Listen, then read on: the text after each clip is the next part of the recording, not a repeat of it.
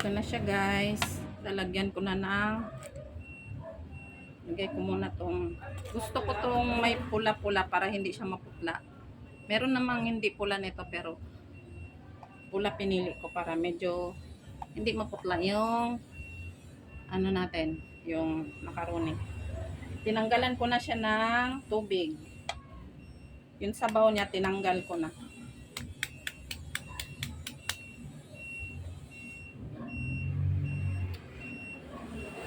Yan. Minsan tinatago ko pa itong mga ganito para pag may manghingi, dyan ko ilagay. Pag bibigyan ako. Tapos, kaong yun ha, kaong yung pula. Tapos, eto, nataliko ko. Tinanggalan ko na rin siya ng sabaw, yung tubig niya. Ayan. Para hindi mabilis mapanis guys. Pagka matubig, mapanis agad. Ayan. Tapos, yung gatas na condense siya, condense. Yan.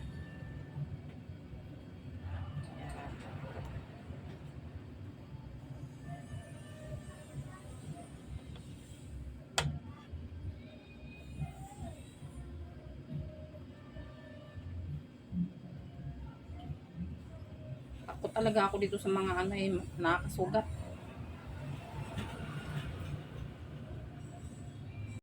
Ingat na ingat tayo sa lata guys kasi ang sakit makasugat, ang talas.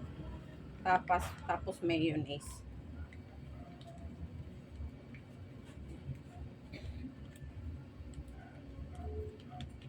Mayonnaise. Pag gumawa ko ng macaroni talagang kinukumpleto ko siya ng ingredients. Minsan lang dapat sulitin mo, hindi yung hindi ka nag-i-enjoy pagkain mo.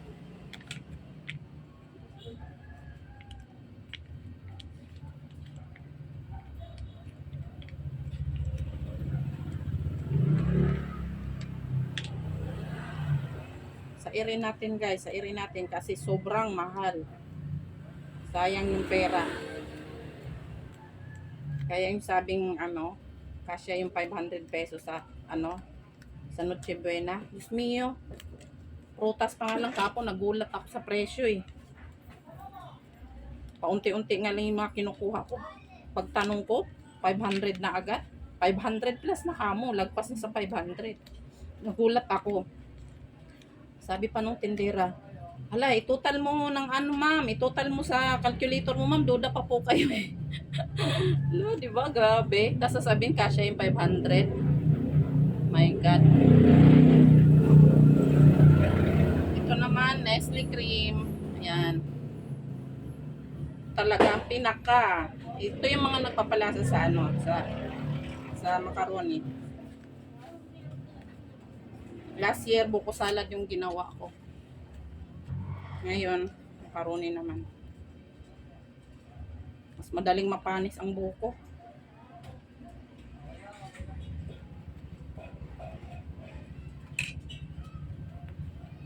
Sairin natin guys, huwag tayong magtapon. Kasi, bawat sentimos binabayaran natin yan sa tax. Ay naku, mayo.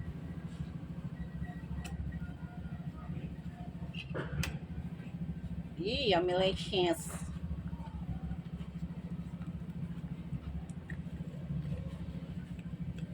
Ba't ba kasi nauso tong reels, no? Nadadagdagan tuloy yung trabaho natin. Yung dating gawaing bahay, wala eh. Ngayon, ala, video kayo dyan. Kahit walang earnings, walang awa. Charot. Bahala ka dyan, boss Imo eh. Upload na lang kami ng upload. Ganun talagang buhay. Kung ayaw mo, wag mo. Charot. Tapos, raisin guys. Yung raisin. Ay.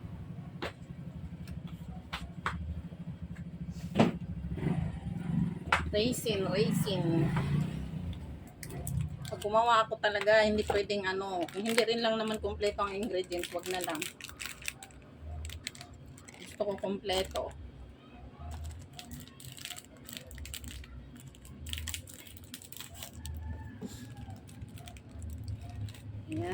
Diba? Oh, saka ko yan hahaluin lahat. Takot ako sa lahat ng pinagbubukas ko. Pag nadulas yung daliri mo nga. Tapos, ito na lang, fruit cocktail. Hindi ba? Kasya lang siya sa kalahating niluto ko. Tansyado ko na eh. Itong lagyayan ko eh, tansyado ko na to eh. Pag 1 kilo, lagpas-lagpas dito eh. Tinanggalan ko ng mga tubig lahat to. Kasi pag matubig kasi siya, mas madaling mapanis. Wala na. Ito yung sabaw ng fruit cocktail. Ilalagay ko yan sa ref para inumin ko mamaya pag malamig na. Oh, I will make halo-halo na. Oh, di ba? Parang hirap na hirap ako, oh. Parang kulang pa yung lagayan, eh. Uy, lamig na siya. Tapos ilalagay ko siya sa ref.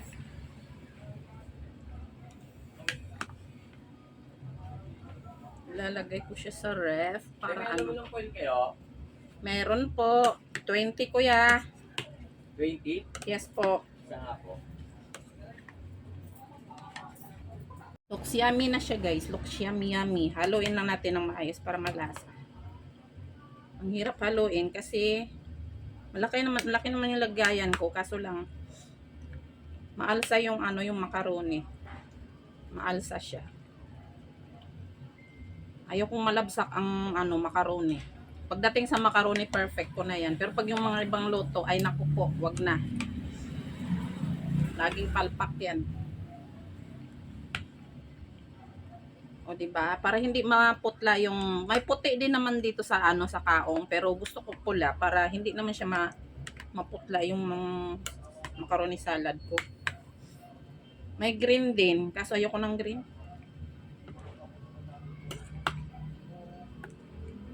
Mas preferred ko yung red.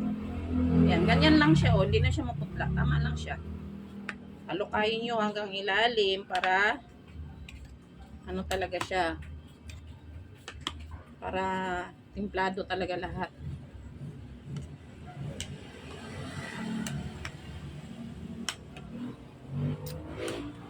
Kahit hindi pa malamig, mukha na siyang masarap, guys. Favorite ko talaga to sa mga handaan. Minsan lang ako gagawa kasi mahal din yung ingredients niya. Kung gagawa rin lang naman ng macaroni tapos hindi kompleto, wala rin. Hindi ako na ano. Gusto ko kompleto yung ingredients para sulit.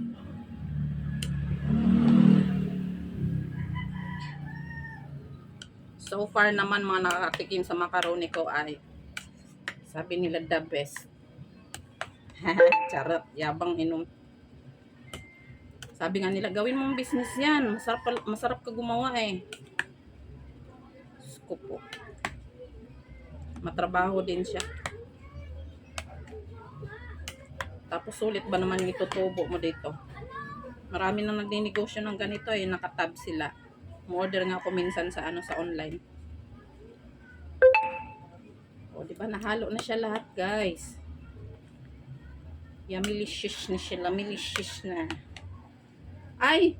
Muntik na yung cheese. Muntik na. Ayan na, guys. Nalagay ko yan na yung cheese, oh.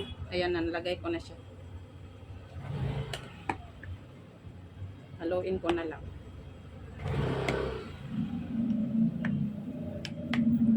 Ayan. Sarap na siya, guys.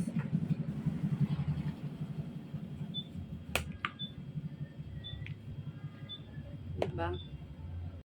Ayan, malapit na siya matapos. Ilalagay ko muna sa freezer, sa ref para ano, malamig.